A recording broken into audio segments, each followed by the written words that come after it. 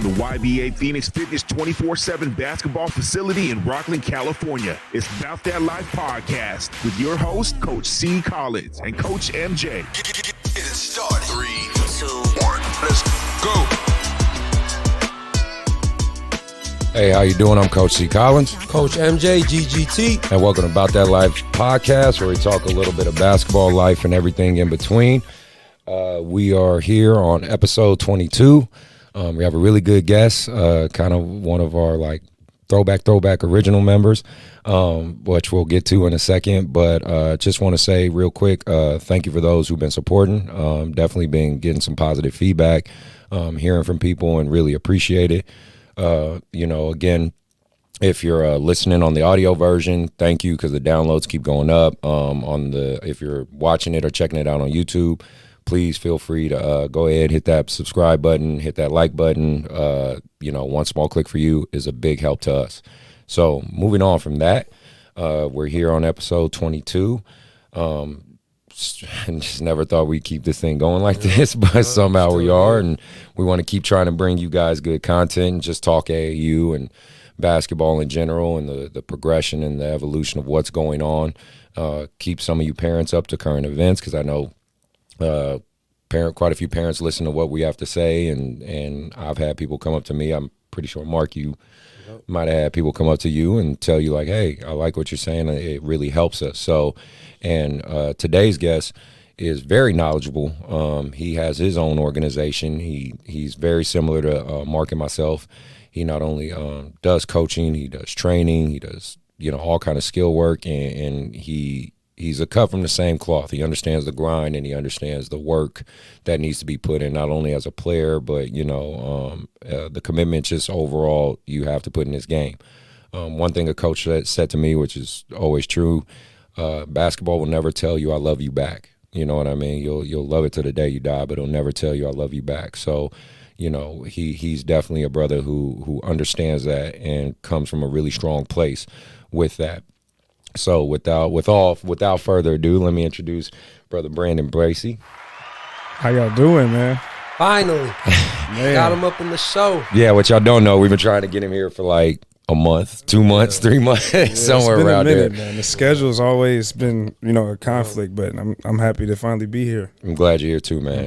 And it's always good. Well, it's obviously better to be busy than not have shit to do. So right. that's obviously a good situation. But first off, let's talk about kind of what he does right now and who he is. He runs, he's going to break more down to you than me. I'm just going to give you guys the quick introduction, but he has Team Rampage, which is his AAU program, a pretty prevalent program in the Vallejo area, right? In the Bay Area. And I know you pull kids from kind of all over, but Vallejo's the home base. Also, he has Bracy Skills Academy, right? Mm-hmm. That's kind of like at least your overall clinic thing, like your introduction thing. And then basically that Skills Academy seems to be like Bracy training. It's like an offset of that as well. Pretty much. Yeah, so he has, the trainer hat, the group Skills Academy hat, and the director, administrator, coach hat. So you wear a lot of hats, man. Right? And you have a 9 to 5 too, right? So yep. Yeah. So my man is doing a lot. So, Bracy, go ahead, you could break down, some of your basketball history, what you did from high school, collegiately, and whatnot as far as a player. Talk about your transition into this AAU stuff, and, let the people know who you are. Yeah, man. So I've always had a deep passion for the game since I was young. I was introduced to it just by watching. I was watching one of the playoff games with my dad at the time. I was like maybe second grade. And, one of the games that was on TV was the Spurs and the Lakers. Nice. And, young kids, most of the time, they're going to go with whoever wins, bandwagon. So that particular game that I watched, which was my first game, I remember the Spurs happened to win that game, and I've been a fan ever since, and I kind of been a basketball fan ever since. Nice. And so it just led, me going to high school. I went to Vallejo High, graduated in 2009, played varsity there, and I moved on to Solano Community College, played there, and then I went to Pacifica College, which is now more of, it's like, I forgot what the college is called now. It's in SoCal, but they kind of switched the names. Yeah. Kind of similar to like Bethany. Right. Issues with small schools. But, yeah, exactly. But, I was happy to get some college experience there. And then from there, I kind of just did more research on what you have to do to coach and, what you need to be a college coach. So it just led me to get my degree. Nice. And really, with AAU, man, I had no intentions on doing AAU. It's funny how that starts. I really didn't. I mean, sounds like you. Yeah, I had no intentions because at the time I had a younger brother who was in high school, and I was just working with him and training him. And then next thing you know, his friends come up. Now I'm training him and a couple more. Now 4 kids turn into 7 kids. 7 kids turn into 10. Oh, I got an AAU team. Yeah, that's how it always starts. And that's basically how Rampage started. And then from there, once my brother graduated high school, I didn't think I was going to keep it going. Like I thought it was just going to be one of those things where Marcus Kirkland trainer. Why is Marcus coming?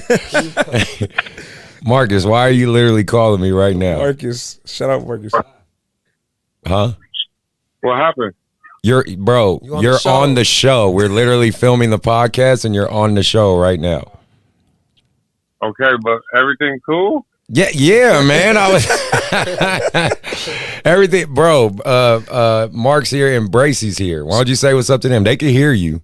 It's not just me. Marcus, what's going on, man? Bro, you on the show. You live. It's live. I'm live then, but you said call you in 20 minutes. I thought it was an emergency. So No, I was saying call it 20 minutes because I was going to put you on the show. Because this is the first time all 4 of us have even been able to be around each other since we did the episodes way back when. Hey, you know what I'm saying? God is good, man. You know what I'm saying? You got any insightful words before I hang up on you, man? No, I don't. First of all, first things first, we need to talk about what the hell's going on with AAU and these kids punching and knocking kids out. I know, right? That's crazy, man. Well, yeah, that seems to be a trend right now. The kids is going D1, so they're going to hold them back 25 times. Yeah, exactly. Oh, yeah. Everybody's getting held back. What are you talking about? It's the Wild Wild West out here right now. So all these coaches care about winning. You know what I'm saying? More they care about the kids. Yeah, you were there at Soldier Town when I was there. You saw how crazy that was. Just talk about last but not least. You showcasing kids that don't got good grades. Oh my goodness! Tell me about that. Oh my God! Why? 5 GPA, he can't go nowhere, people. That's all I'm saying. I'm tired of seeing it. It's the same cycle over and over. We need to bring up a league. That's what I'm about to do. I'm bringing up a league, bro. Okay. I'm bringing up a league for the kids that, you know what I'm saying? I'm tired of seeing 12-year-olds play against 9-year-olds and think they good. It don't go together. You go do a league by age? Yes, all age, bro. It's tired, bro. This is ridiculous, bro. It's getting ridiculous. Like, at this point, bro, you can't be 13 playing 10-year-olds. It doesn't go that way. It just doesn't. I'm upset. Y'all don't want me on the show. I'm going in. I don't care. You are on the show right now, so this is going to be recorded. So don't worry about it. You know what I'm saying? It's crazy, bro. This is madness, bro. This is freaking madness. It's getting ridiculous, and it's ridiculous. But I like what y'all doing. Shout out Mark. He getting people scholarships left and right. You know what I'm saying? Bracy too. Stuff is growing. Shout out 3 Braids. You know what I'm saying? All right, man. You got that hat on tight, right? No. Damn. Bro, let's talk about that. I was there in Oakland. I've seen it. I was put you on I realized that wouldn't be a good move. But you live by another day. Yep, you're right. You're absolutely right, man. Well, it's good talking to you. Good hearing from you. We're going to get back to the rest of the show, but glad you called, man. All right, y'all have a good one, man. All right, bro. Marcus. That brings a whole dynamic to the show. All right, show. of course. Does, go ahead, Bracy. Go back to who you are, man. Everything going on. Man, that kind of threw me off a bit. You were saying how you didn't even plan on coaching AAU. Like you didn't. It kind of just happened. You ended up with what you said. You had 5 kids, 6 kids. 7. Next thing you know, you got a team, and it's all going from there. So what else from there? Right. From there, like I said, I didn't see myself coaching AAU, at least for Rampage, after my brother graduated, because he graduated 2016. We started 2015. Right. So I was like, man, I don't know if I want to keep it going. I kind of want to just train and, you know, go to high school or maybe even help out at a high school. I really wasn't all in with AAU. Yeah.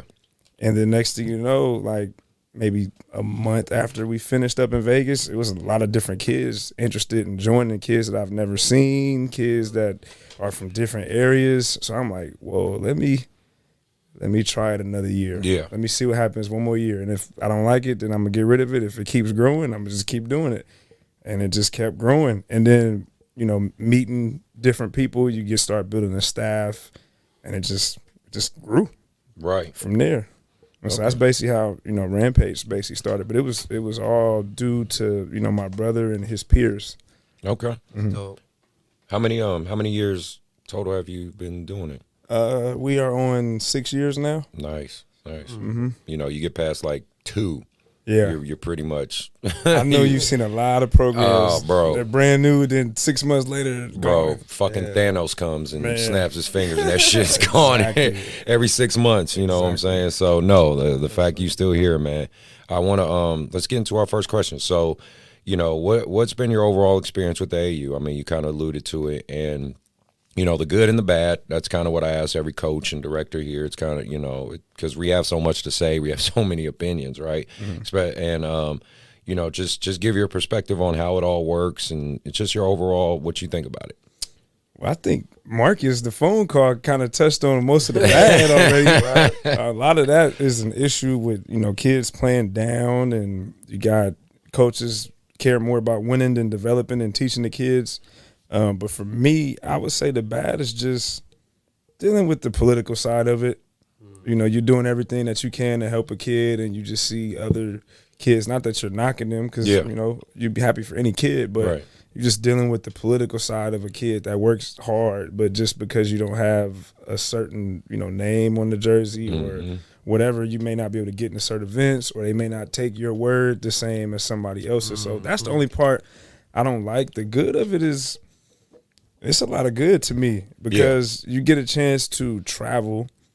That's probably the best part. And then you're traveling with kids that may have not been to some of these places that you've been to. So it's kind of like you're giving them experiences that's going to last a lifetime. Absolutely. So that's the best part about it. And then, of course, development, just because I'm a trainer, taking a kid from point A where he may have been a bench player on this JV team to now he's an impact player the next year as a varsity player. That's the best part. So I think that's the good and the bad. And then just my whole overall of how AAU works is it should be about development. Because when I was in high school, AAU was looked at as an off-season program. You know, you had your school, and then you go AAU for the off-season, and that was where you know, played against more competition, played or meet new players. Kept you playing. It kept you playing. So when you got back to high school, it was like, oh, this is easy. I just played against the #1 player in the country in Vegas. Yeah. So, you know, I think that's how AAU should go. Now, does it go like that for everybody? I'm pretty sure not. Clearly it doesn't. It doesn't. But for me, it's just more of as a tool to develop and help really the kids succeed in high school and after high school. Nice. Very good. I think I know something I say to my parents a lot. I say the goal or the purpose is development. The goal is to win. Right. In that finite moment when we're in the game, my goal is to win because I'm a competitor, right? We want to win. But the purpose, right, is always development. And we see some organizations, the purpose is very much not about that. You know what I mean? And, you know, no knock to them. That's just their business model they're going to follow. Right. You know, and that's just not one we are. I think we all agree on that. So, you know, talk more about your journey with Rampage in terms of, you know, and this is obviously more of a unique situation for you, you know, you're in the backyard of some pretty heavy hitters and some pretty heavy competition, as you know. Obviously, the obvious one being the Soldiers, the Oakland Soldiers, the EYBL. I mean, they have off branches of the Sacramento Soldiers, San Francisco Soldiers, whatever. But we all know it feeds into the Oakland Soldiers. So, and, you know, like I said, you're you know, your stones throw away from each other, and you're pulling and tugging at some of the same kids, I'm sure. And then you have Team Lillard, right? Lake Show, kind of, right? They're in that general direction too. I mean, is MBBA still out there doing their thing a little bit? They are. I haven't really seen them during the pandemic as much, me but they're neither. still around. But you know what I mean? They Teams, have a lot of teams. So it's Arsenal, like is Arsenal in where's that? that's at? close. Arsenal, Oakland, I guess. Bay Area. Yeah. It's- you can say that they're back. Yeah, Arsenal. So I'm just saying, like, that these are all the, I would say the more prevalent names outside of yourself. Right. That, and you're all basically essentially competing for a lot of the same kids. For you, what do you feel you offer and Rampage offers? Because basically Team Rampage is an extension of you. And your experience is kind of working with that situation. You know what I mean? Like, basically I'm telling you, pat yourself on the back. What do you think you do well that can helps you stand out amongst all that? Right. So, the thing that makes Rampage unique is just the location, first of all, because yes, those teams are in our backyard, but we're in the North Bay area. So, Oakland, San Francisco, that's close, but nobody from Oakland and San Francisco is really breaking their necks to go to where we are. Okay. So I kind of have a unique situation where it's like, okay, I'm in Vallejo. I have Fairfield surrounding me. I have Benicia surrounding me, maybe even American Canyon, Napa surrounding me as well, Vacaville. So I don't really have to compete with them too much unless it's like a top-tier kid. Right. So, like, if it's a top-tier kid and they're trying to get this kid for a circuit, then that's where the competition may come in. But for the most part, I really don't cross paths with them too much. Okay. Just because, of where we are. And then as far as, what I offer that I think is different is just myself, really. Okay. I think, coaches – they look at the brand and the brand speaks for itself, but it's the man behind the brand that helps the brand grow. So for me, I like to say I'm honest and my personality sticks out. I can't, it doesn't mean that nobody else doesn't have a good personality. It just means that who I am, the kid are going to come to me because of who I am and what I represent. And so that's what I like to say is different because we all train. Right. And we all play games. So, we all go to tournaments and we all are at the same tournament. So it's really nothing that you really could say other than maybe the delivery or the connection, but that's where your personality would come in. Right. Exactly. And buy-in for your kids is obviously really important. I think Mark gets great buy-in out of his guys, and I think that's why they excel really well. And same with you. I mean, I share both y'all players. So, I mean, and they are a reflection of you, that like, because you guys have had them much longer than I have, I just, for the YBA standpoint, I just think, I'm on that stage that's a little bigger just because we've been around for 20 years. 20 years, yeah. But I always tell the boys, it's a testament to you guys and, my respect for what you guys have done with them. That's why you're here. It's not just because, I like you. Like, whether I like you or don't like, it's like, no, I know your coaches, I know I know their backgrounds, I know the product they push out. So if you're going to represent my YBA product, I want to know, like, I have full confidence in you. So I just really appreciate the work you two do with that, especially, because then we'll get more into that with like MJ and stuff, because I think he's a real like pinnacle for both of you guys really working together and making that happen. One thing that I want to say, like, just from, like I said, like I've been here living out here for 3 years now. And I remember when I first, when I was still starting up and I was working in Davis, I was using this little yoga gym. And I remember like Bracy was one of the only people who like reached out to me. And remember you came out to one of my workouts. You drove all the way to Vallejo. Nice. Yeah. You know what I'm saying? That little gym I was at. So that was something, like I said, like, and I didn't, for him to do that, this was before, what I'm saying, what I've been doing now to helping with the kids to, in the beginning, I was still with some of my older guys now, you know what I'm saying, just meeting them at 24-hour fitness or whatever, just working with them, and I just remember that. And one thing that I would say is, this is why I feel like, like I mess with you, what I'm saying, like, especially in the area that we are in, I just noticed, and just me, right, we about that life, Right. with the area, it's the culture. You know what I'm saying? I mean, you on the show, so we might as well talk about this. Yeah. Like how the culture is in our area of Solano, Yolo County. You know what I'm saying? From Davis to Woodland to Winters to Dixon to Vacaville to Fairfield. Now we're getting out to you know, in Vallejo. You know, like I said, we're not SAC, we're not like the Bay. But for you, what I noticed that I like, and like I said, why the kids are drawn to you, and I try to take some of that too, is, like you said, like, I'm just being me. Like, I'm not, you know, of course, still, you know, the old school mentality, you know what I'm saying? Right. Just being 100, it's 2021. Right. The game is changing. Definitely. The philosophies are changing.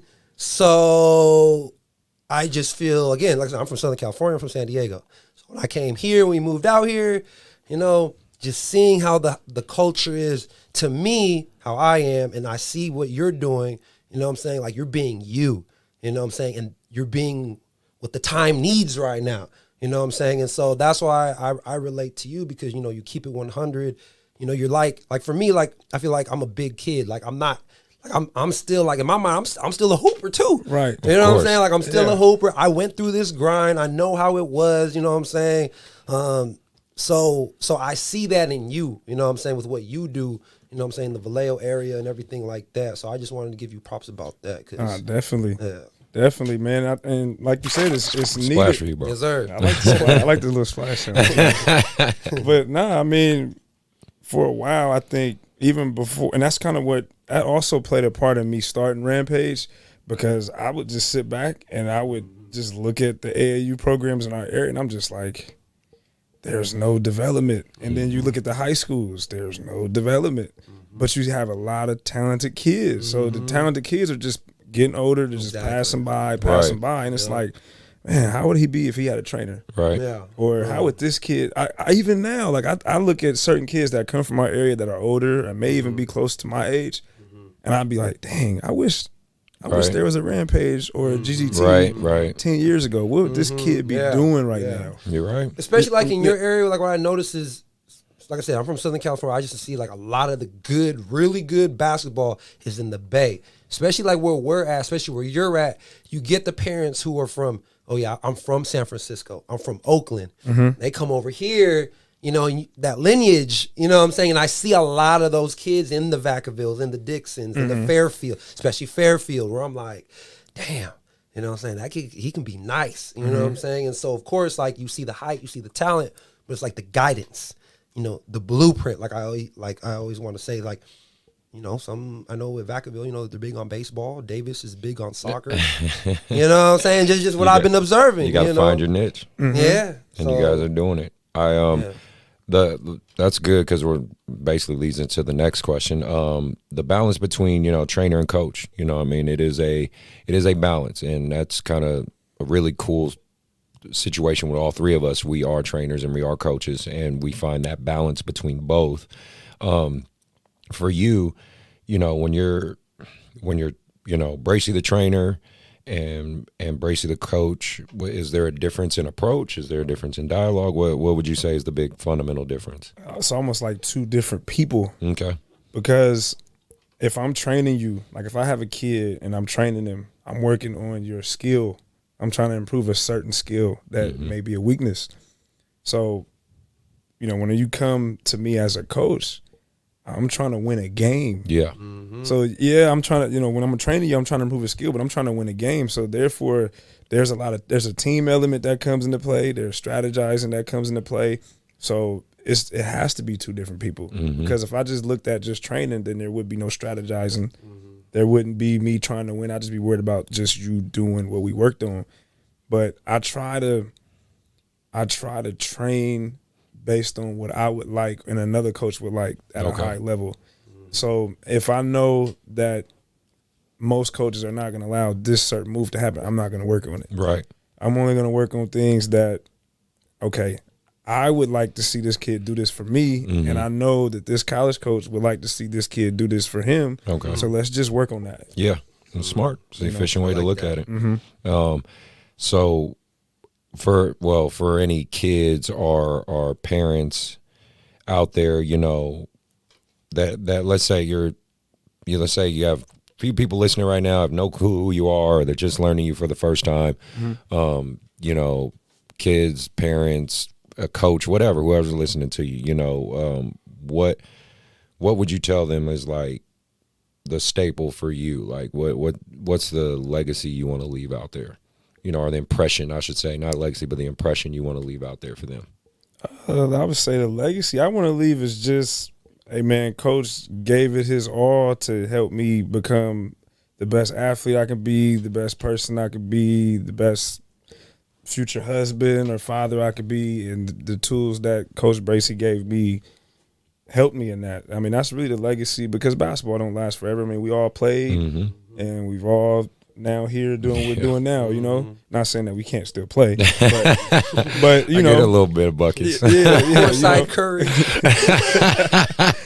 But you know, we all, you know, you move on, you get older, and you know, like I can remember myself, even though I'm coaching now, there are things that my former coaches taught me that I still carry with me to this day. So I want to make sure I just have enough for kids to say, man, I remember when Coach Bracy taught me this, or we went on this trip and he showed me this, or hey man, my first time going to Phoenix was 10 years ago with Team Rampage. Now I'm here and I got a new job. Nice. You know, things like that. That's kind of the legacy I want to leave. Very cool. Very cool. So when COVID hit, because I want to talk about that, because it had to hit a little different in your area, because I think the numbers, I mean, from what I recall, especially because my mother lives in Oakland, my family, so I just remember Vallejo, the different Bay Area populace just was hit way harder than I think Mark, or for sure myself, being out here in between Rockland and Sacramento. Like numbers were way different when COVID did hit. And you know, I watched you and Mark, you know, from social media basically get real creative on your guys' training tactics, getting kids out there, you know, whether you're doing online stuff. I know you both kind of do outdoor stuff anyway, but you were like doing that more and more and more because you're just trying to do anything. You made a great post on IG. I remember I talked about it, where you were saying, like, if I'm seeing my rival guys work out at the park, like, I'm calling my teammate, like, hey, these motherfuckers over here working. We need to, like, put in them work. We're not going to use this shutdown as an excuse not to get better. And I just thought that was really cool. I mean, I just wanted you to kind of touch base on that. You know, since it did get hit pretty hard, you know, what innovations or new things did you think you kind of had to think outside the box to keep the wheels turning, right? Right. Man, I just remember, like, when it first started, I was just like, dang, I got to cancel everything I scheduled. Damn. So that was the first thing, was Rampage had to go completely out because I didn't know what was going to happen. Exactly. So we had all these, especially for Myron. Like, you know, Myron was talking to, like, Sac State at the time. So I was already, like, planning certain events and out the door. So for a while, I would say about the first month, I didn't do nothing really the first month. But then I'm like, you know what? Nobody's at this park. Let me see if I can train at this park. Right. I mean, because, you know, for a while, I mean, it was cool when the shutdown first happened, but after a while, I was like, okay. It was months. Yeah, and it was like, it's time to go outside. We got to do something. We got to do something.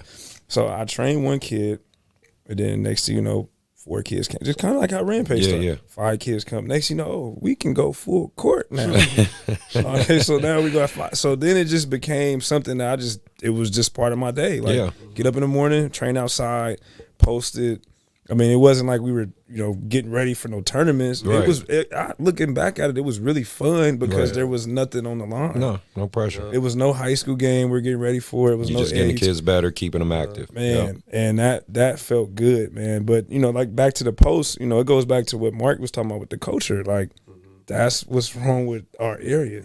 Is there's not a lot of kids that love the game. So when you have a kid that does, it's going to stick out instantly, because there's not a lot of kids that love it in our area. So, you know, there would be kids that would come to my workouts that never came to my workouts before, but because we're the only people outside, they'll come there like, hey, I'm bringing my 5 from Bethel. I'm like, oh, okay. Hey, Let's 5 is up here.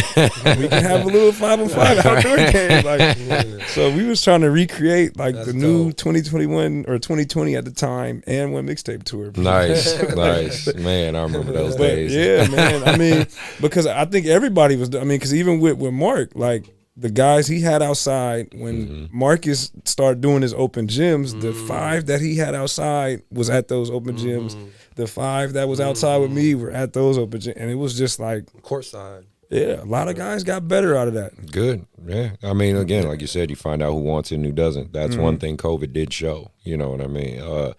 Also for your job, right? Don't you work with kids? And so that's what I'm saying. So I even want to touch on that because I think that's a really cool perspective because you work with kids anyway. Right.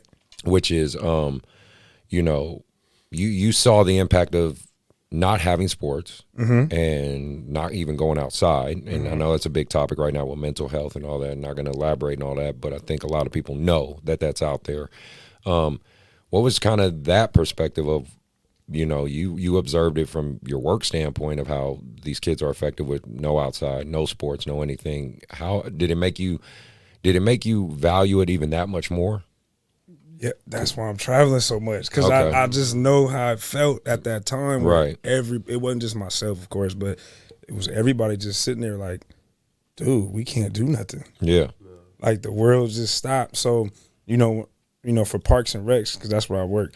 So they were trying to figure it out at the same time we all were trying to figure out, like, what can we get these kids? Can we do virtual learning, you know, from their computers? Can we give them a little workout? I'm just like, you can, but if you're not there with them, it's different. Yeah.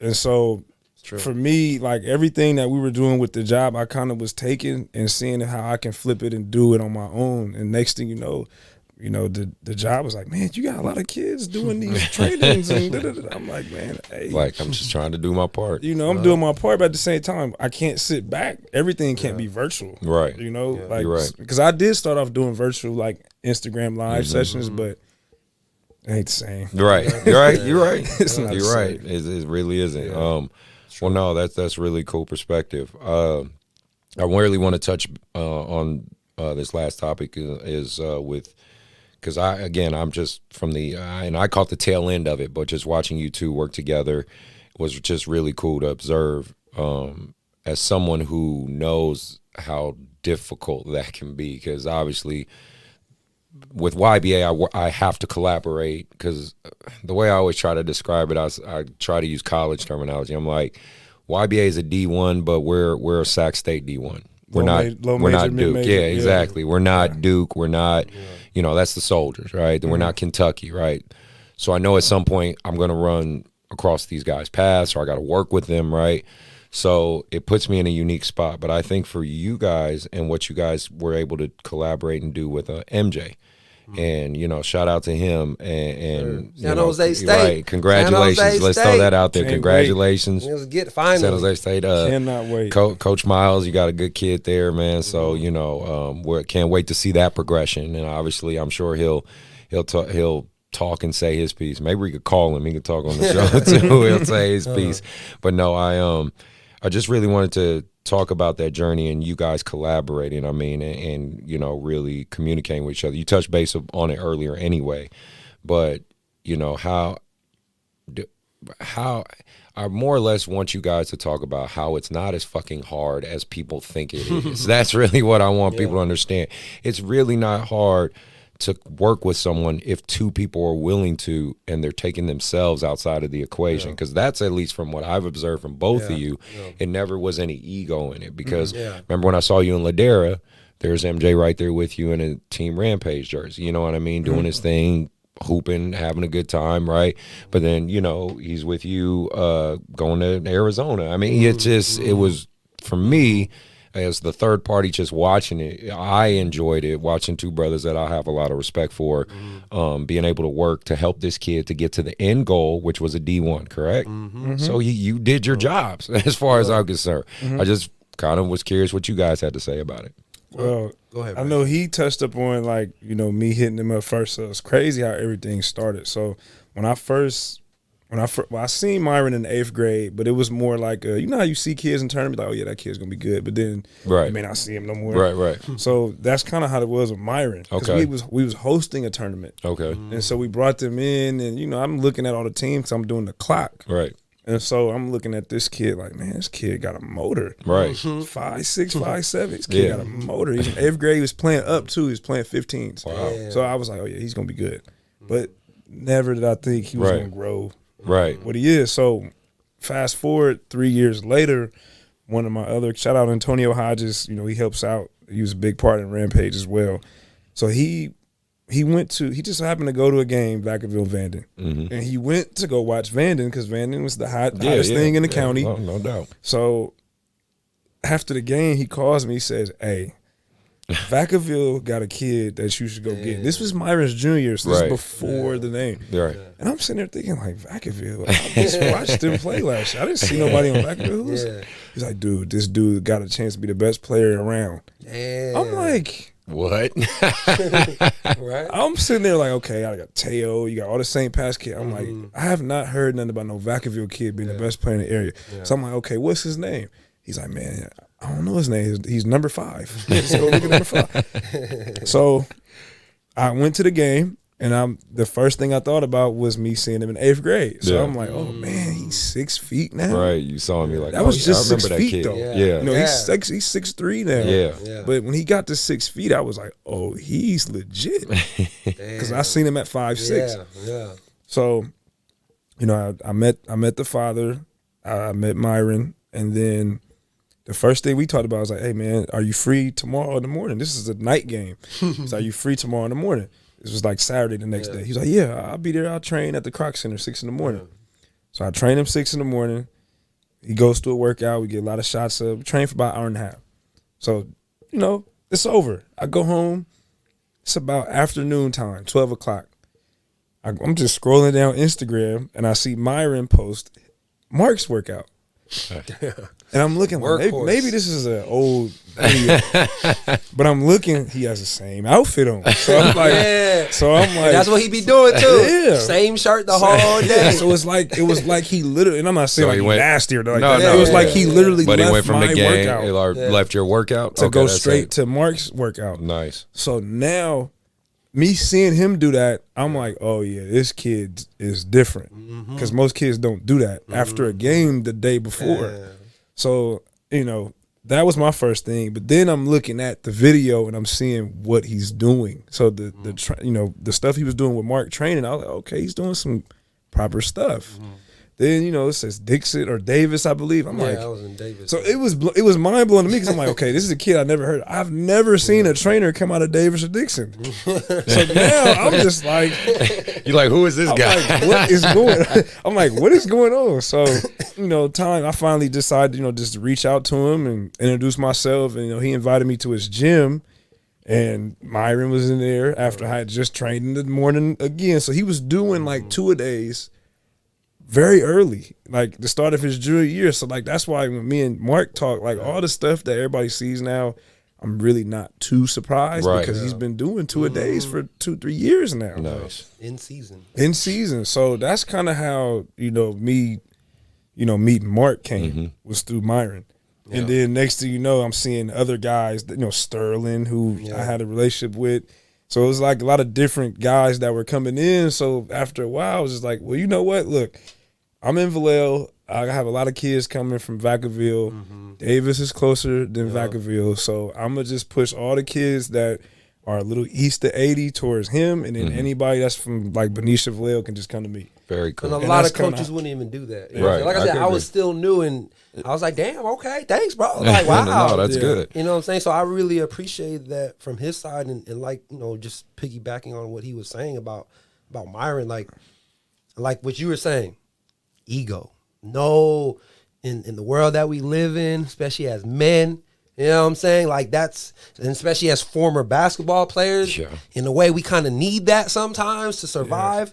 But in our reality of just, you know, if you take that away and just being, you know, a higher self, like you can accomplish even more. And so with him, just knowing how MJ is, you know what I'm saying? And of course, like I wasn't doing no AAU stuff, and with what he was doing with Rampage and connecting me with some of his kids around my area and everything like that, where when it came down to MJ, it was just like, all right, you know what I'm saying? Like he said, like I would see, okay, he's working out with Bracy, or now it's the point out we know the schedule. You know what I'm saying? When he gonna go to you, when he gonna come to me. You know what I'm saying? Understanding like, okay, like this is what they're working on. And to me, like, you know, I like it as a challenge of like, damn, like we can really work on this kid. You know what I'm saying? Not just from the training side, but, you know, our connections and the people that we know. Like, we can now start helping a kid like this together to where here we are 3 years later and he's at playing in the Mountain West. You know what I'm saying? And he's still in our backyard, and we can continue what we're doing to help him. And from there, it's going to inspire all the other kids in our area. So, yeah, man, things happen for a reason. No, and it sounds like it does. Hold on, we should be live right now, so I guess someone's. Hello? What's up, brother? What's up, Coach? You're on the show right now, so I just want you to know that because we're filming the show right now. Oh, okay. How you doing? This is Coach Robinson. Coach Robinson from YBA. Really good brother. Bracy, if you saw him, you know him, man. He's a really big dude. How He's you doing, Coach? Good. Blessed, brother. Thanks for having me. You got anything you wanna throw out there real quick, Coach? Well, we were just talking about different AAU stuff, but since you got a couple minutes, you called in, man. Why don't you go ahead and throw some knowledge out there? He's like the Mike D'Antoni of YBA. You want an offensive play? You want a great offensive play? You call this man. You know what I mean? Well, thanks for talking me up, Coach. All I got is Coach Collins. He is the face of YBA. He has taken YBA to another level.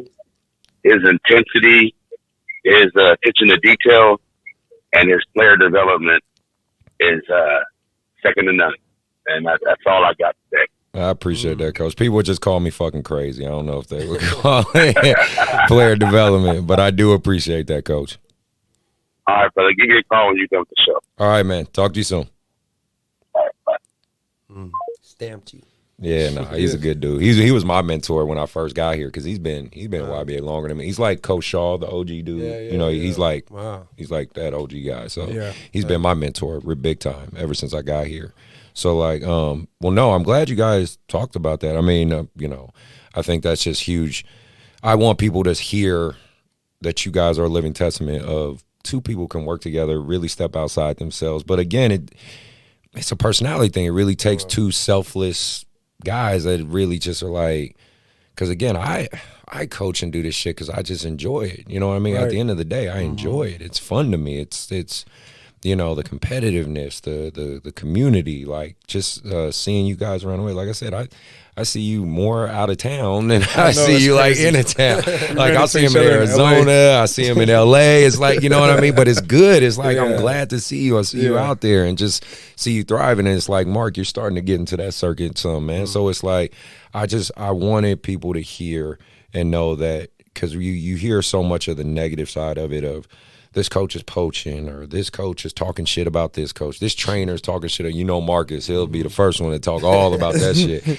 But I wanted people to actually see an example of what could happen when two guys work together. Right. I mean, and really, those that are like that, they got to question themselves too, because at the end of the day, like if they played basketball, they know they had a lot of coaches. Yeah. They never had one coach. Yeah, they had their, the high school or college coach. Then they had their trainer that they might work with. Then they have this other guy that their former AAU coach. Like even guys in the league, they got the player development coaches on staff.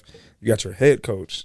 Then you have your former coaches, high school, AAU. Then you got other trainers that you may just meet along the way. Like everybody got a role. Yes. And at the end of the day, like you can't train the kid all the time, all day long, every year, every step of it. It's not going to happen. And I mean, it also comes down to like, what's your motivation? Is your motivation money? Or is it actually about the kid? And that's, that's for each individual person to figure out. I like to think of us more. We're more, we're servants of our community. Yeah, that's really what we are. You know what I mean? We serve the community. Of course, we got to feed our families. We got to take care of home. But I think Will Smith said it, and he said a lot of profound shit. Even though he's been through it as of late a little bit, but he did say, he said, if you're not living your life in servants of others, you know what I mean, you're missing out on something. You know what I mean? Because to me, it's the givens. Like, of course, we're gonna take care of our kids, we're gonna take care of our families. Like that's the given. But taking someone else on who has no blood ties to you, but taking that task on to say, hey, I'm gonna try to help this person become a great person. I just think that's a really profound effect. So I really hope people hear that message. Overall, before we move on to all the other stuff, what's your end goal? I mean, what's the end game for Bracy? For me, I mean, I used to have an end goal. Like I used to have like, I want to coach, D1 or maybe be a, player development coach in the NBA or something like that. I used to have that, Right. but I mean, recently I've learned like it's really not about the goal. It's just more about the journey. Yeah. And whatever you pick up along the way and wherever journey it leads you to be, that's what's going to pretty much happen. Like for me, I didn't plan on doing AAU, but now AAU is something I might just be doing. Hey, that's pretty good. So it's just kind of like, whatever the journey takes me, whatever people I meet along the way, if it leads to a better opportunity, then that's the opportunity I'm going to take. But till then, I'm satisfied where I'm at right now. All right, man, you got plenty of fans, so keep it up, bro. No, that's good, man. I want to talk hot takes. Want to get into that real quick.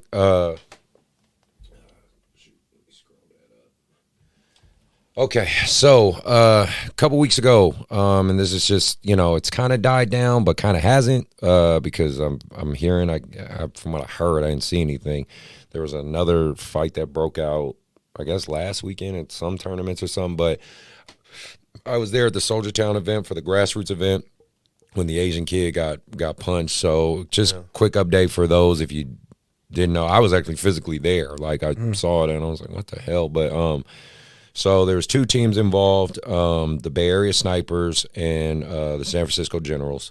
There was a video that went out there, even to the point where someone made an Instagram called like AAU Cowards, and they like were posting about this, and it was just, it got really out of hand really fast. And so basically,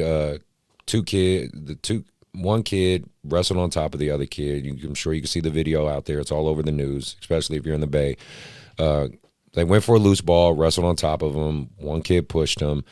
The other kid pushed the kid that, was on the opposing team on the South Bay Snipers. He was Asian, and allegedly, again, I guess they investigated, didn't find anything going to it, but allegedly the black kids, because they were black, from the San Francisco Generals, called the Asian kid a racial slur and then punched him. And it's clear on tape. You can't hear the racial slur, but you could definitely see the punch. And he cracked that kid. From what I heard, he had a concussion. There was a news report. It was obviously a big deal. Grassroots 365 caught the hell of it. I mean, I don't know if y'all went on their IGs. They had to disable comments. I mean, they let them fucking. It got so bad they went on other people's photos of like tournaments months ago and was still talking about. I mean, they let Grassroots have it. And what really made it bad for Grassroots, and again, I'm just saying this because I was there and I witnessed it, was the director, the on-site director, didn't handle it properly. That's what just made it worse. They didn't get to it right away. He kept playing, right? Didn't they they let him play. He got ejected, but the refs didn't, for sure. I mean, you can see it on tape. The refs had no control over that. It wasn't handled in a timely manner, and then Grassroots didn't post the apology till they got a bunch of pressure from the outside. They didn't do it right away. They're paying for it big time, because people are still commenting. I think to this day they're not letting that shit go. So there's a couple of things I want to touch on with that before, and not a bunch of it, but there's a couple of things because it does bring up. So I know we're in this climate right now where there's a lot of Asian discrimination, Asian hate. All discrimination, all hate in any aspect is bad. Let's just get that out in the open. But you do have to understand that it's not. We all have everyone has prejudice. Everyone has some form of prejudice or unconscious bias. And kids, unfortunately, have the worst impulse control, because those are children at the end of the day. And did he say I'm a racial slur? Did he not? We don't know. No, they investigated. No one ever found out. It doesn't justify assaulting the kid, and the kids need to learn. It needs to be basketball. The biggest thing I want people to try to take away from everything I'm saying is, at the end, those are 14-year-old kids. You can't let something like this, from a dumb, impulsive decision for a 14-year-old, to affect him for the rest of his life. Because there's plenty of shit that I'm sure you adults have done, When I know me included, we did when we were 14, 13 years old that wasn't filmed and documented. That's just the biggest difference. All the dumb shit we do was never filmed and documented. So my biggest challenge for those of you that listen to this or listen out there is don't ridicule this kid for the rest of his life, because he's going to be 25. He's going to be 26. He's going to be 27. At some point, of course he's going to have regret for what he did. You know what I mean? I just don't think we should punish a kid for the rest of his life for one bad decision. Doesn't negate that it was a terrible thing. I'm taking the whole racial stigma out of it. Let's just keep in mind these are children. That's all, and they can learn. So I was just curious what you thought about it, Bracy, and since I'm sure you heard about it, and you too, Mark, what do you guys think? I agree 100% because, you know, of course we're not going to know what was said. It looked bad on video, but I just don't like how they're trying to stir it and make it a racial thing either. I mean, like I said, we don't know what was said, but that wasn't no Asian hate crime either. Right. You know? To me, it was just two kids. I mean, it was a kid who made a dumbass decision. Right. That's basically what it looked like to me. And, yeah, man, I mean, that kid is one day going to try out for a high school team or he's going to apply for a job. And with the way the media is just slandering his name, that may be attached to his name wherever he goes, no matter what he does. And that's to me, that's not right. Yeah. You know? The fight is wrong. He made a mistake. Okay, if you want to ban him or kick him off the team, okay, he can live through that. But the extra stuff that's going on with social media and the news coverage and all, I mean, that's a little excessive. We talk about mental health. Yeah. How do you think that's affecting his mental health right now? And like I said, he's 14 years old. And again, maybe, who knows? I mean, let's play devil's advocate. He could be a little asshole, a little racial, you know, asshole kid. That's very possible too. Right. And that would come out and, you know, God help him because he's going to catch the wrath of the internet again. Like, I mean, but let's just try to assume maybe this kid just made a dumbass kid decision. That's all. Right. What are your thoughts, Mark? Well, like I said, he's a kid. We're not perfect. And then for somebody to be still that young-minded, of course, like he made a mistake. It was the heat of the moment. But again, like you said, like I watched the video too, like from what I heard, like nobody, an adult didn't jump in. Nobody broke it up. Nobody got ejected. Like, so of course, like luckily it didn't get worse, but I just felt like, you know, somebody should have stepped up sooner. You know what I'm saying? Like it wouldn't have to get to this point. Because like I said, from watching the video, there was still a lot of back and forth, you know what I'm saying, going on. So, but yeah. You know, but I don't know the kid's name. I don't know any of the kids' names, but the kid, the victim, I do hope you're doing well. Hope this doesn't give you a bad taste for basketball for the rest of your life. You know what I mean, kid? It doesn't, you know, these things happen. Fights happen in basketball. It does happen. We can act like it doesn't, but it does. It just wasn't as documented as it was now.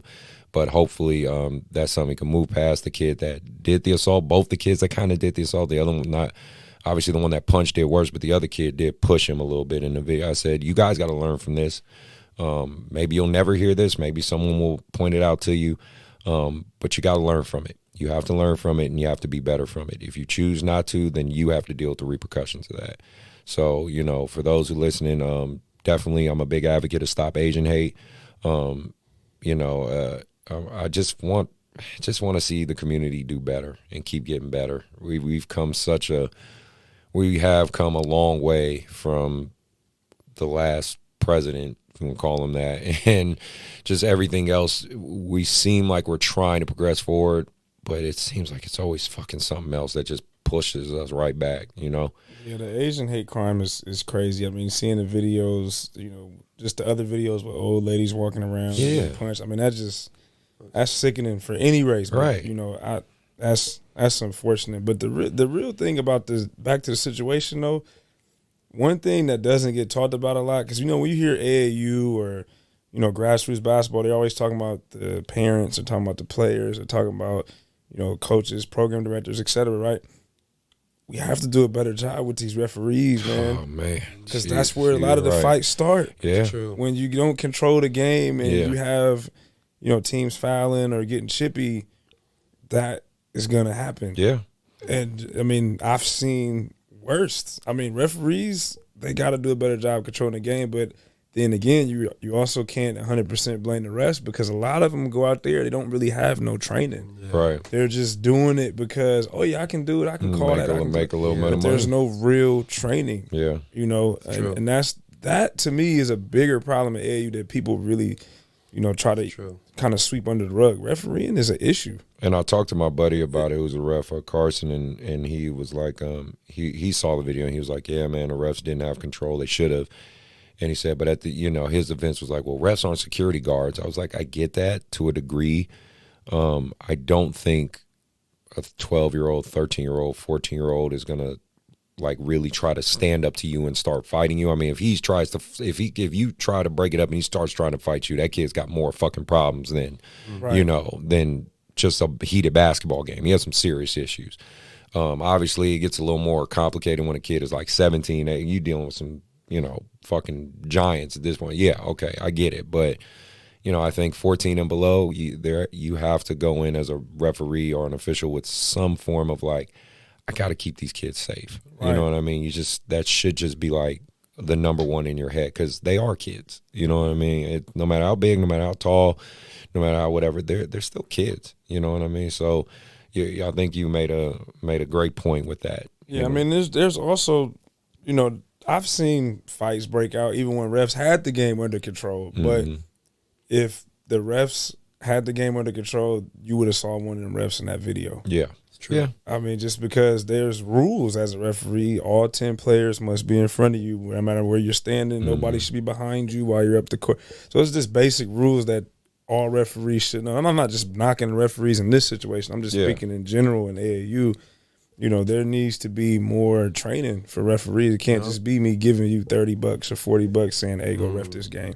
Well, and I know they always keep talking about there's a ref shortage, a ref shortage, but I don't know. I don't see it as bad as everybody says it is because I sure as hell see plenty of refs at these games. Yeah. So I don't know, man. Like you said, it's got to be a balance. But moving on from that, let's talk the NBA a little bit, right? Let's get to the fun stuff. Get to the NBA. Yeah. So congratulations and, you know, splash for Mr. Westbrook. He passed Oscar Robertson for that triple-double. So, you know, good job to you, sir. Now, my only perspective is, you know, the game's changed so much, right? Yeah. I think it's just, I don't know I don't want to say it's easier, but, you know, I mean, what he accomplished is amazing, especially as a guard. There's just no doubt about that, especially as a guard. So, you know, all credit to him, man. I really just, if he does all these accomplishments without a ring, though, man, that's just going to be tough. You know what I mean? I know in the press conferences he says, it don't matter to me, my legacy. I don't know, man. What you got? You think that ring might bother him when he's 45 years old, thinking like, damn, man, I wish I would have just got one, right? Just one? I don't think it's going to eat away at just him, though. I think KD, Harden, and Westbrook, I don't care if Harden wins the championship this year, what they had in OKC, that's going to eat them away. Yeah. Yeah. Because you got to the finals as, 22, 23 years old against LeBron, Miami. Babies. And they lose, and then you trade Harden. They never got a chance to really try again. Like all the other great franchises, they lost, and they got a chance to try again. They learned how to win. Yeah. I think that's going to eat at Westbrook. I think he knows where he's at. You know, Wizards are not winning the championship. And so unless he gets traded to the Clippers or Lakers or something like that, I think he knows, like, hey, well, might as well get all these triple doubles. I know I ain't win no championship this year. At some point, right? At some point. Right. And then let's see. The draft's about to start soon. What else we got this in? Definitely want to talk about with the draft, Jalen Green. So, you know, he's not even picked to be top 3. Like top 3 or 4. And it was that's to me it's very interesting on that because he decided to go to the G League. And obviously we can safely say he played tougher competition than the kid from Gonzaga and I don't know, I can't think of their names right now. Cade Cunningham. Yeah, the State. when them playing college, right? If you want to say comparison in terms of the competition level. So how he's not even in the top 5 to me is actually pretty interesting, because the top 2 guys, if you look at their past high school, he was ranked higher than them. So that kind of logically doesn't make sense. So think about it. He was ranked number 1 in high school. The 2 guys that are supposed to be the number 1 and 2 draft kids, the one guy was ranked 2nd behind him. The other guy was ranked 6th. They went to college, played weaker competition. He went to the G League, played tougher competition, but he's not in the top 5 where they're number 1 and number 2. Right? I think it's more just on the mock drafts, not in the mock drafts. That's what they're saying. I think it's more just, like the optics, like the NCAA tournament. Like we're not there watching his games. Exactly. And, Suggs hit that buzzer beater, and Cade Cunningham is a 6'8" point guard that you get to see on ESPN. So, I mean, you said kind of what I was thinking, because what I think it exposed, if people want to give it this interesting perspective, is scouts are lazy. They're not as some people think they're. They think the ESPN analytics guys and all, they're on these planes flying all over and walking around with a tablet. And no, they're not. They're just at home watching fucking TV. They're literally at home watching TV, and they're like, oh, he's really good, and he's going to go number 1 in the mock draft, right? Like I hope. I'm just trying to add a different perspective if no one's ever thought of this, but me kind of looking at it, I was thinking about that shit because my mind just breaks shit down weirdly sometimes like this. I say, how is that possible? He's playing the tougher competition. He's playing the G League, which is essentially men at that point, but you don't have him in the top 5. The mock drafts, the ESPN drafts, none of them. And I'm like, oh, that's because you lazy motherfuckers don't go to G League games. That's really what it comes down to. Nationally televised games on NCAA. Too. They're just like, they're literally sitting at the house, and they just have, they're like, oh, yeah, he did what we expected. Yeah, he's going to go number 1.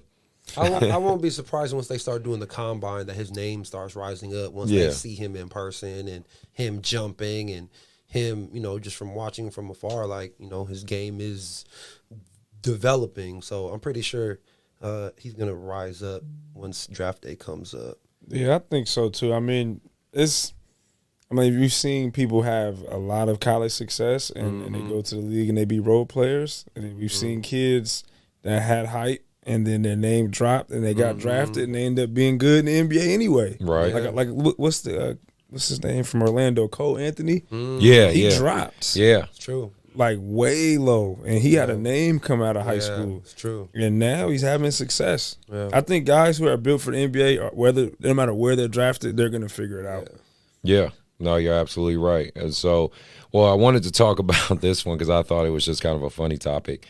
Was Mikey Williams, and I mean, I think he has like 4 million followers and shit right now, 3.something million, right?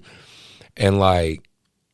Everybody at his last AAU tournament, and it was just a regular ass tournament. It wasn't even like no super high level, super special event. I can't remember the name of his tournament, but he basically, once the game was done, the court was rushed. There's videotape of it. Like they rushed his shit like it was a fucking NBA game. Like he had more people at his AAU game than people at a WNBA game. Like the whole, it was ridiculous. And what was really funny to me was grown men were like chasing this kid down. They were like, oh my God, give me a 30-something-year-old man. It wasn't like one guy. It was like 20. They talked about it on Twitter and everything. Yeah. And I'm just culturally wise, and I know we talked about it before the show, but how crazy is that now that these 16, 15, 14, 13, 12-year-olds are having these extremely strong social media platforms? Like what do we think about that? And for you guys watching live right now, you can call in and jump in. Ted, you could call in and jump in on this anytime you want. I think it's very dangerous, man, because if the kid doesn't become anything close to what the expectation is, that is going to be a heal battle to deal with. Yeah. And I think that's the part that a lot of people don't talk about with giving people hype so early. Yeah. You know, 4 million followers?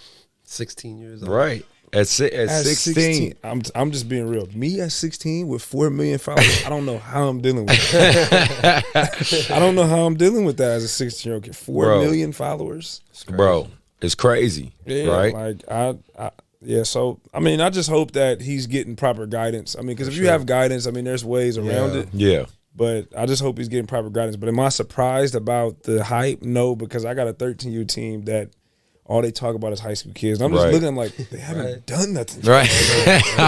High school kids are becoming more famous than some NBA players at this point. Like I was having this discussion with one of my players. He was talking about a high school kid. And I was like, hey, do you know who Sam Cassell is? Oh, it's hell like, no. Who is that?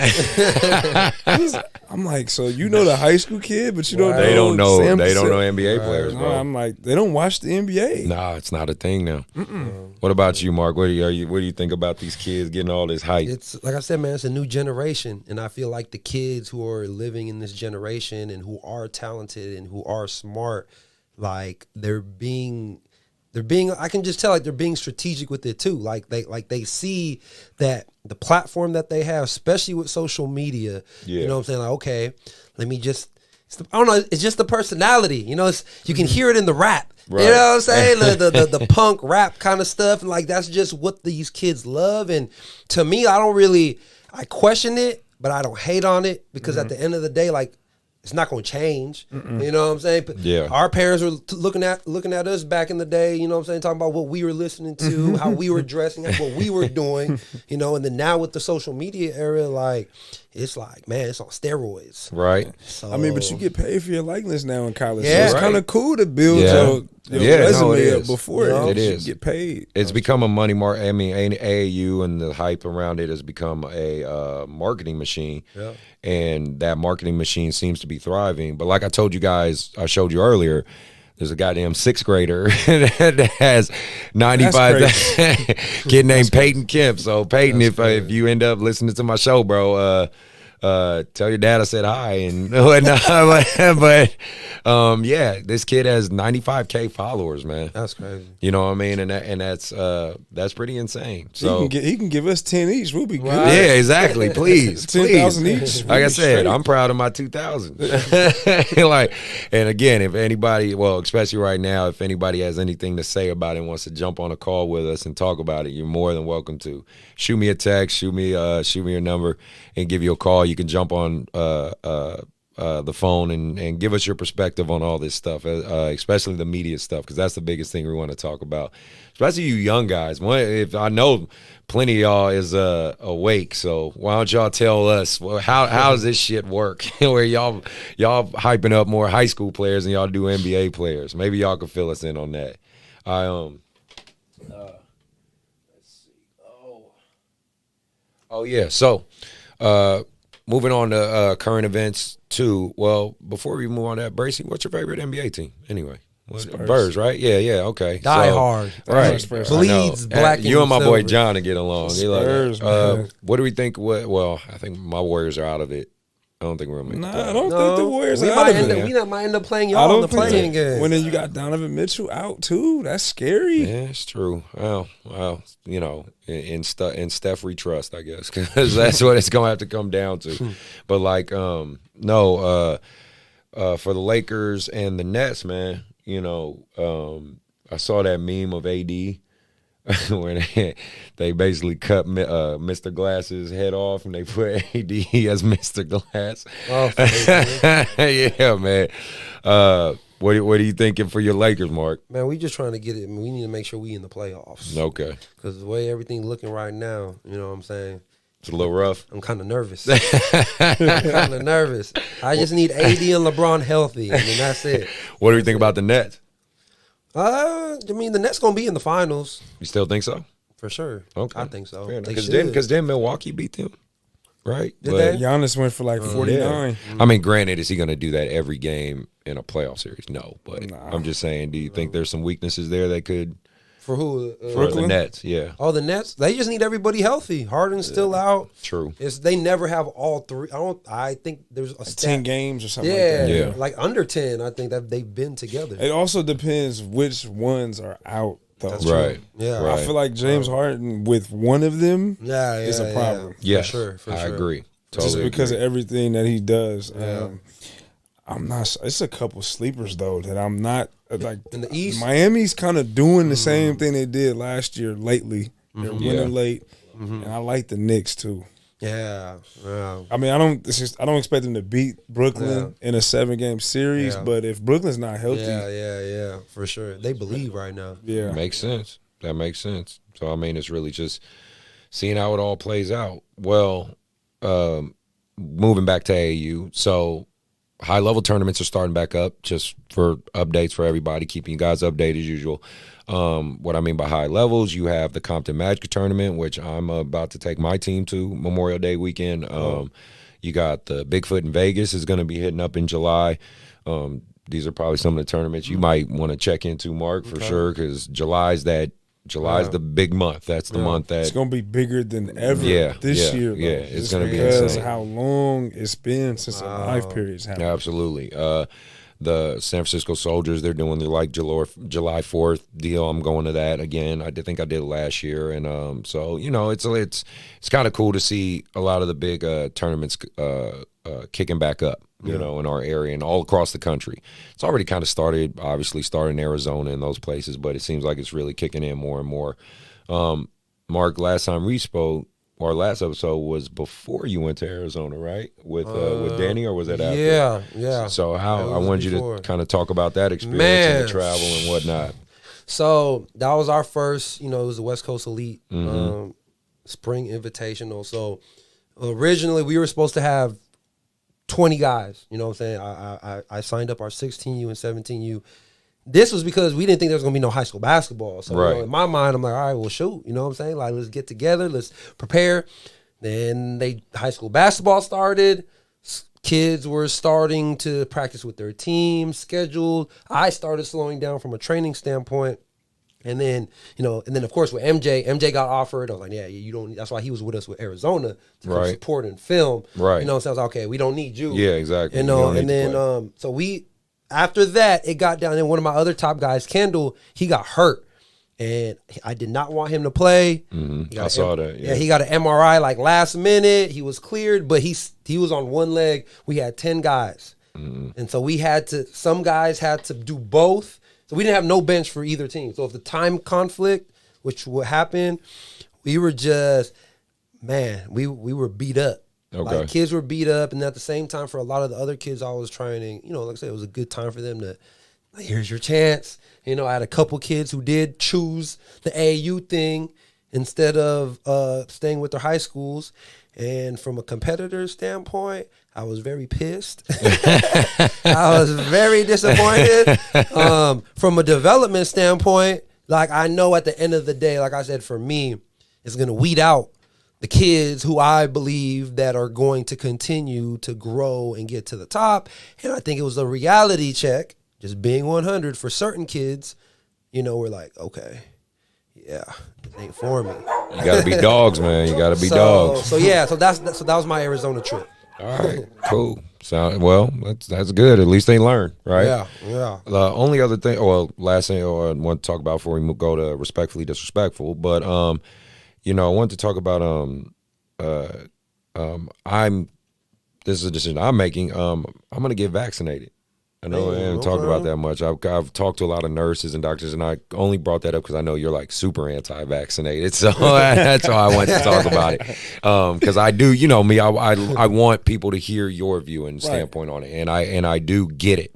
Believe me, I do, because I very much so. I think I told you this. Well, you and Ty, I think you've heard this on the show before. But my mother was a Black Panther, so right, so. She ingrained a lot of that shit in me, and so in terms of our history, our cultural history, and especially our history, you definitely know, our history in with Black people and medicine. We'll just call it that, medicine and the medical world. Yeah. Between the Tuskegee experiments and I'm very skeptical. But I have talked to a lot. Like, obviously, I'm waited. I've talked to a lot of nurses, doctors, brothers and sisters that I've trusted and known and things like that. And a lot of them are saying the Pfizer one. The Pfizer vaccine is like the one to get and should keep you healthy. But I think I'm going to do it. I'm more leaning towards doing it. I can't say I'm 100% sure, but I think I am going to do it. I'm just curious, kind of, you still feel the same? Because I know you've been a proponent of not necessarily doing it, but have you thought about it a little more now? I have thought about it. I'm not going to lie. I've thought about it more just because, I'm seeing everybody else do it, and it's not that I'm trying to do what everybody else is doing. I'm just seeing, okay, maybe you want to see how it's going to affect them. I get it because I'm watching. I'm watching. My mom got it. My grandma got it. I'm watching them. I'm like, okay, I love you, but I'm going to see what happens. But every time I say, okay, I may get it, every time I say that, I look at like the ones that got it and see how it's affected. I'm like, dude, I'm not getting no shot that's going to make because I watched, like, my girl got it and she was just like, she was in chills, her arm was hurting. I'm just sitting there thinking like, I'm not getting that. You're right. I got the wifey scheduled it for me, you know what I'm saying? So we all got ours, but my arm was hella sore. That's what she told me. That's what she told me. Yeah. I thought somebody like socked me. I thought I worked out. Like, everybody's different. Like my wife, like I was sore. She was really sore. Okay. And then there's some other people I've heard like, oh, I'm good. So, and I heard that boxer died from the shot. What's his name? Hagler. Marvin Hagler. Shit. He got it and he died from it. Oh my. See? So I don't know, man. I don't know, brother. He was like 60. He's still pretty young. You know what I'm saying? Like fair. 65. Yeah. That's not too old. No, but that's not. I saw that, and that kind of was like an uproar where everybody's like, "Oh hell no, I'm definitely not taking the shot." For real, man. But everybody's different, I guess. But what's kind of made me worry a little more is you see how India's getting hit so bad right now, bro. That's what scared me. COVID? Yeah. Yes, COVID is fucking them numbers up. been going crazy. It's worse than us. Yes, worse than us. And it's because they're saying, it mutated, right? Because it's like a cold, it can mutate, and they've hit a new strain of it, and it is fucking their country up. That's all bad. So it that's what made me lean more towards like, might do it because what there's, at least from what my nurse friends and everyone explained to me, they say the Pfizer, it basically like the way the COVID virus is, it has the little sticky crown things or whatever, it protects you from those. So that way, even if it mutates, it still can't do anything to you, right? So I don't know, man. I'm definitely more leaning towards doing it, but I'm damn sure scared. What about you, Ty? Well, I teach, so. You had to do it. Gotta do it. You had to do it. You're right. It's getting to that point, though. Yeah. Pretty soon, I'm pretty sure you're not gonna be able to get on the plane. Right. And when that happens, I'm like, all right, let's go get the shot, y'all. So, The reason I got vaccinated so I could fly. And Okay. they was still like, COVID test, Mexico, do that. Now. yeah, man. That's crazy. Out the way. I'm telling you. So, it's getting to that point. But shout out for those who are doing it and the doctors for doing their job, man. That's all I can say. There's for respectfully disrespectful. I kind of want to. It's kind of an interesting. Only really have one topic. If you guys want to bring up something else, of course you can before we get out of here and close out. But this is just kind of the one topic I wanted to bring up. Watching more and more AAU teams and watching more programs, especially, I don't know, I feel like after COVID, everyone fucking created a team. Like, there's so many teams now. I swear. Yeah, you're right. Right next to everybody created. So I'm like, but I'm saying there's more. I've seen people that I didn't even know were in the basketball team. Right. I'm like, aren't you a football coach in Sac City or something? Like, it's like, but I'm doing AAU too. Like, all right, I guess. And how many? That's what I kind of want to allude to. How many some of these AAU coaches you think actually play ball? And I'm not. Let's preface percentages. Let's preface it like this: they played high school varsity ball and some level of college ball. How many do you think? I really feel I like. would say less than 10 or 20%. You think it's that bad? I think so. Yeah. I mean, it's just when you really think about the ratio of how many teams there are, yeah. I think it's about, I say that most 20. Yeah. I get Because that same feeling because too. you got a lot of people that are just like, oh, my son's playing, so I'm going to start my team. Yeah. That's true. All right. A lot of those are out a there. lot of those and out then you there. have some people that, they watch basketball Mm-hmm. and they like, oh, I can coach. And they analyze it, Yeah. but they don't.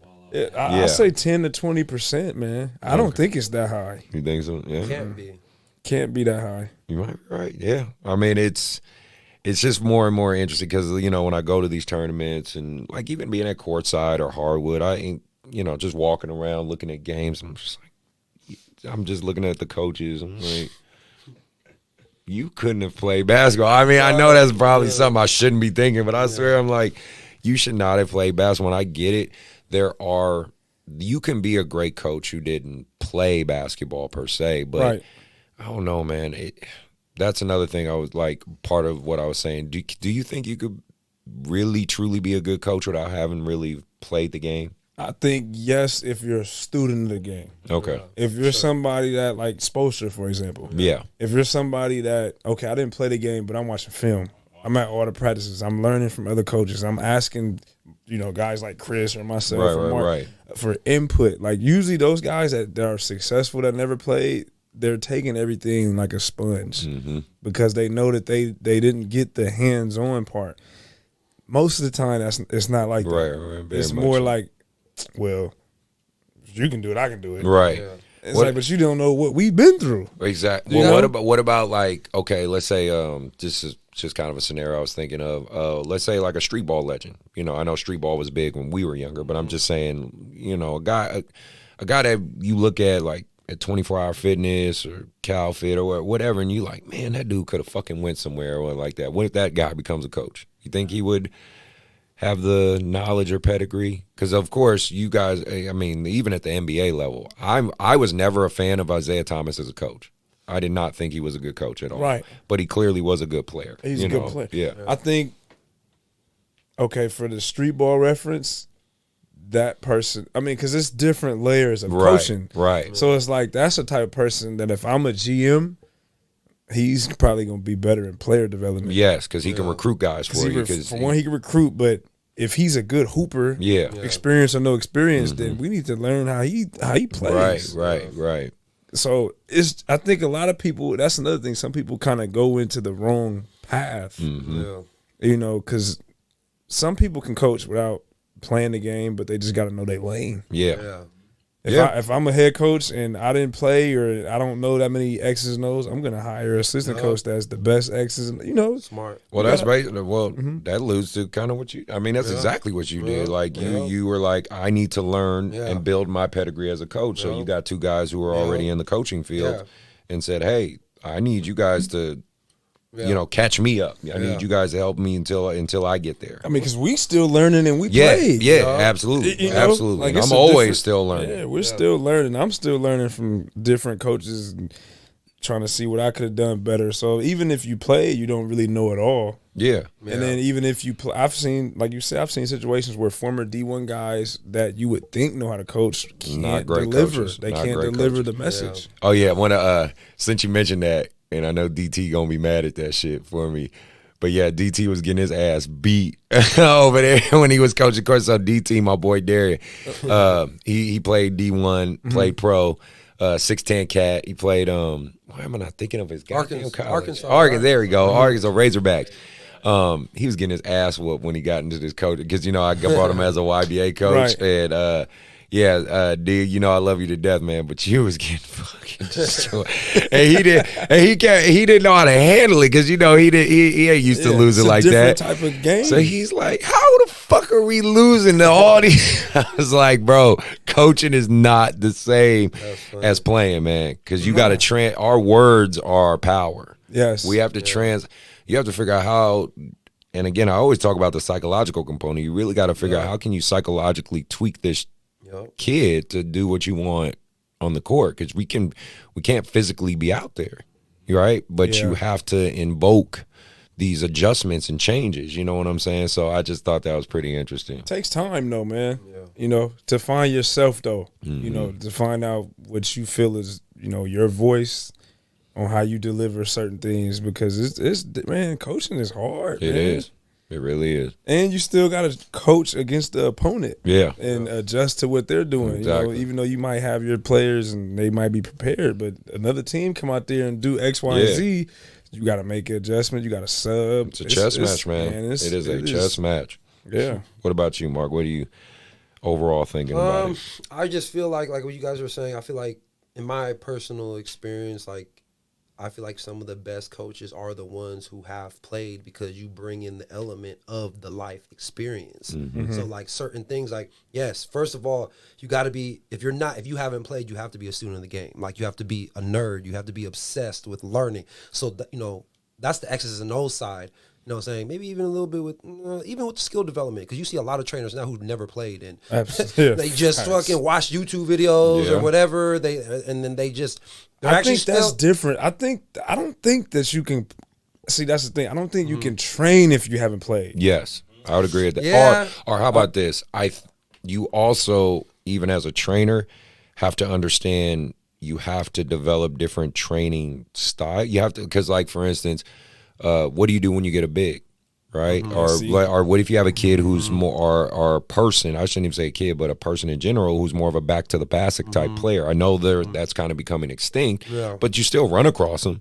You know, you can't say, all right, I'm gonna train you like a guard now. All right, we're gonna take away everything you like to do and want to make you a fucking point guard. Like, no, you know what I'm saying? I think because there are some trainers out there who I think train according to their style of play, and I think that does a disservice sometimes to the kids, because you do have to adjust that as well. But like going back to the coach thing, but yeah, you're right about the whole training thing too. But even with the coach thing, like a person who understands X's and O's who hasn't played, because there's been a lot of those coaches in the NBA, but if you have the coaches who have played and who have the life experience, and they also study the game, you know what I'm saying? You bring that all together.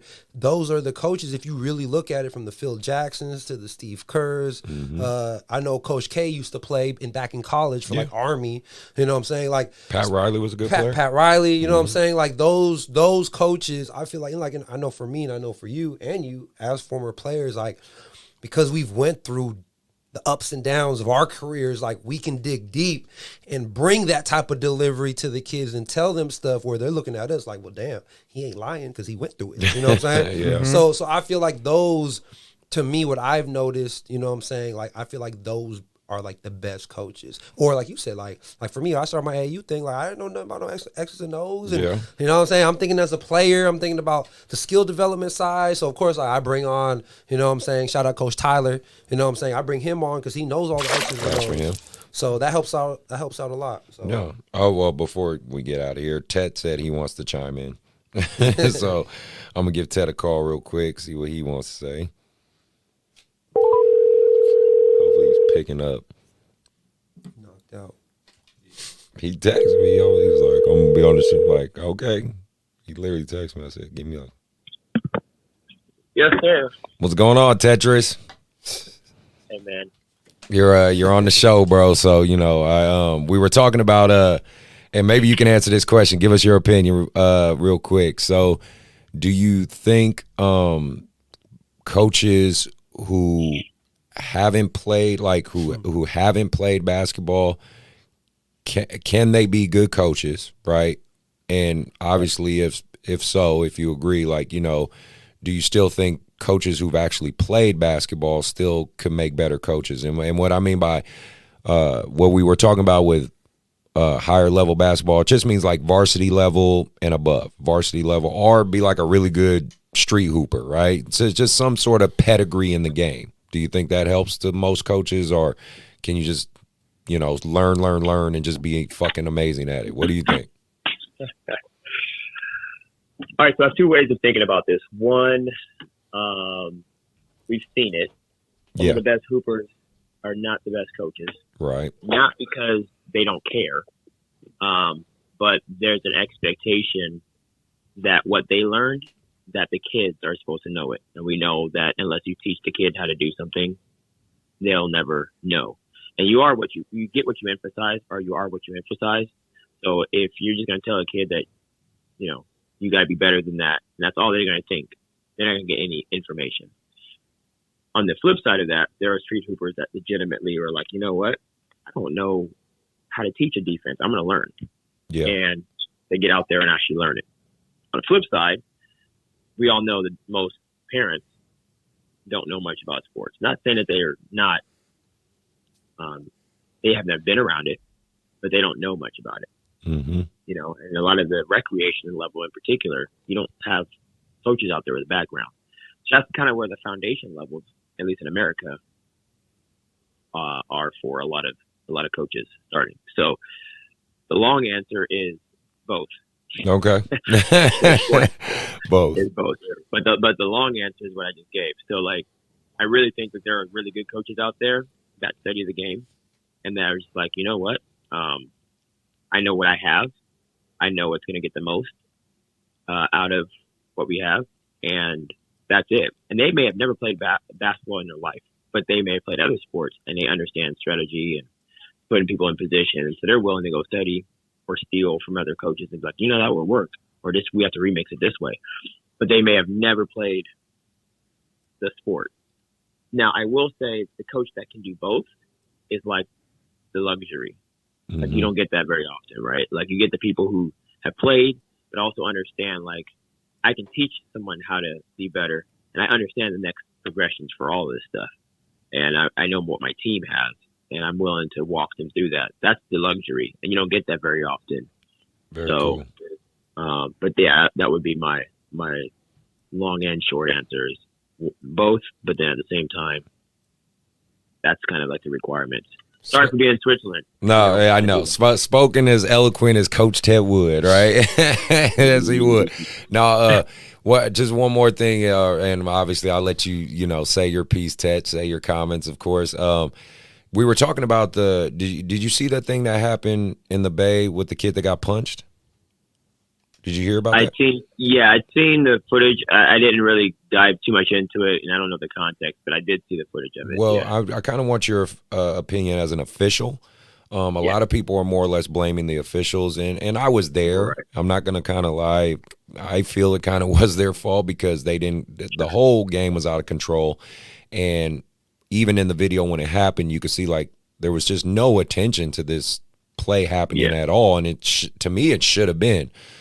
Carson's standpoint was kind of like, well, we're not security guards. It's not like, we're out there. We're not going to, be bodyguards and all that stuff. I get that. But at the end of the day, they were 14, 13-year-olds. It wasn't like it was two 17, 6'10" man body kid. You know what I mean? I just feel like at some point, I just curious from your perception as an official, what could maybe they have done better, or if you were in that scenario, which again I know you've been in some pretty heated situations, but you've always pretty much kept your cool. What could be done better for that? So, if I looked at the footage correctly, I think in the upper left corner, a referee was inbounding the ball, or they were inbounding the ball or something like that, and they were doing a count, but he wasn't looking. Like, he was looking at to his right, or I think it was his right, but wasn't looking at like the left side. And I think it was the same court, if I'm not mistaken, when it was going on. So that's one thing I noticed. I'm like, okay, there wasn't the new trail official, for the person inbounding the ball or administering the inbound, wasn't paying attention, right? And then if it's a pressing situation, typically 9 times out of 10 in AAU ball, it is the new lead needs to make sure they have eyes on anything going towards the basket, where it goes to their other inline. Okay. So, like, there should have been eyes on it. It's kind of like my thing. But, we talk a lot about, and this is one thing one of my mentor, shout out Bob Godwin, Wendy Daly, who actually I just saw, she was doing the Rockland game, and Rockland and Folsom game. She mentored me a lot in my college officiating, as well as Mo. Everybody knows Mo out there. Of course. Because some of the things like that they talked about one of the concepts is ants versus elephants. You know, what are things that are ants? Now are we making them into elephants? You know what I mean? But Bob Godwin actually brought up a really good point, and I think it's a common phrase just in just managing people. But are you a thermostat or a thermometer? I thought that was a really dope phrase because the thermostat you can control, right? You can the temperature in the room, you can go up and down. The thermometer only tells the temperature. It doesn't do anything. And so as officials, like, you want to be the thermostat. You want to be able to control the temperature in the room. Sometimes if the coach is going crazy, you might have to walk in with a little bit of humor. Coach, I got you. What do you want to talk about? And let them get off what they want to get off. With the players, it's a very emotional game. You might have to have a conversation with the players. Notice certain players that are maybe losing focus of playing and is wrapped up into some other situation. You have to recognize those things. Our job is to administer the game. So we have to be aware of not only 10 on the court, but the 20 that are on the sideline, as well as the 2 coaches or 3 coaches or however many coaches. We have to be aware of all that stuff. Yeah. And is that too much for 2 officials? Yeah, maybe, you know, but that's also what you signed up for too. So there's something that led up to that. You can't tell me that randomly they just decided to go and fight. Right. There's always a precursor, or there's always some sequence of events that happen that when you look back at it, you say, I didn't address it, right? And so what you address, you allow. What you allow, you endorse. What you endorse, you end up getting. So, like, if you saw something and you allowed it, then you're going to the next step, right? And so, like, I always look at and assess every situation like, okay, is this something that I'm allowing, or is this something that I can address? If I don't address it now, will I pay for it later? It's better for me to say something, check the temperature of everything, and then say, okay, is he or she going to take it to the next step? Is it my job to maybe bring her back or bring him back to, like, just focusing on the game and the competition? What words can I use? Right. You know what I mean? How can I connect with this athlete? Like, there's all those things that I don't know that the manual or the book talks about, but those are people skills. So there's no way 12 and 13-year-olds just all of a sudden randomly want to fight just because they want to get out there and play. You know what I mean? That was just being unaware as officials. And I don't disagree with Carson, but I think that there's other stuff with it too. Right. You know what I mean?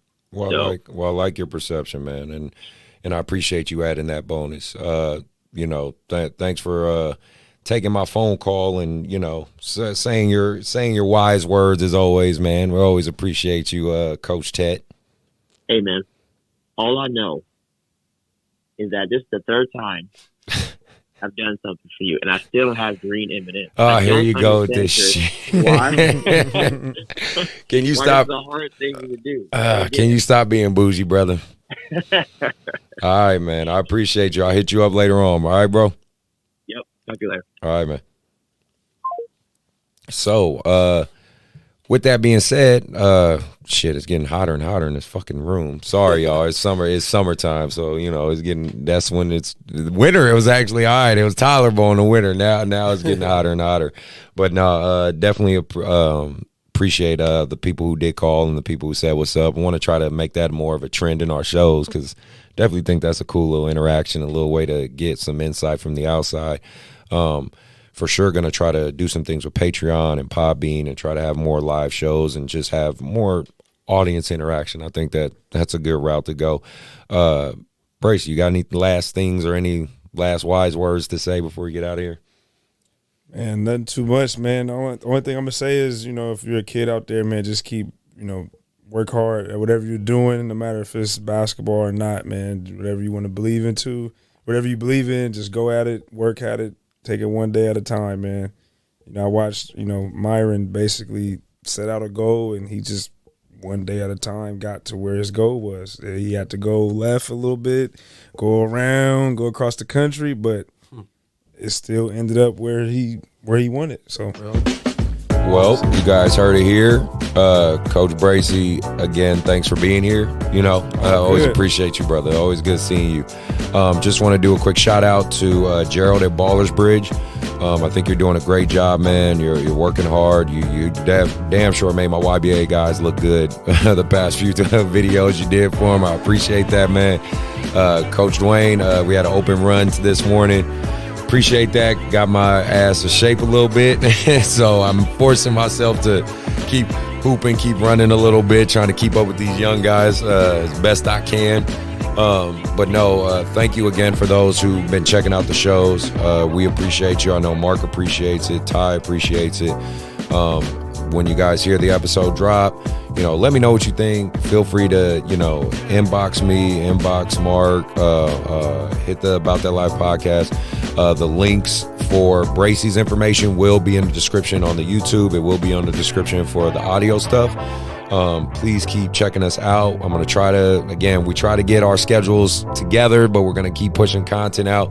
The good thing is I keep having a bunch of more guests that are like, hey, I want to say something. I got some words to say. So we're going to keep doing that at you. But Bracy, again, man, appreciate you being here, bro. Appreciate it, man. Appreciate you guys for having me. Mark, you got anything left? No, man, I just want to shout out again to Bracy. Thanks for being on the show. For sure. All right, man, and we are out.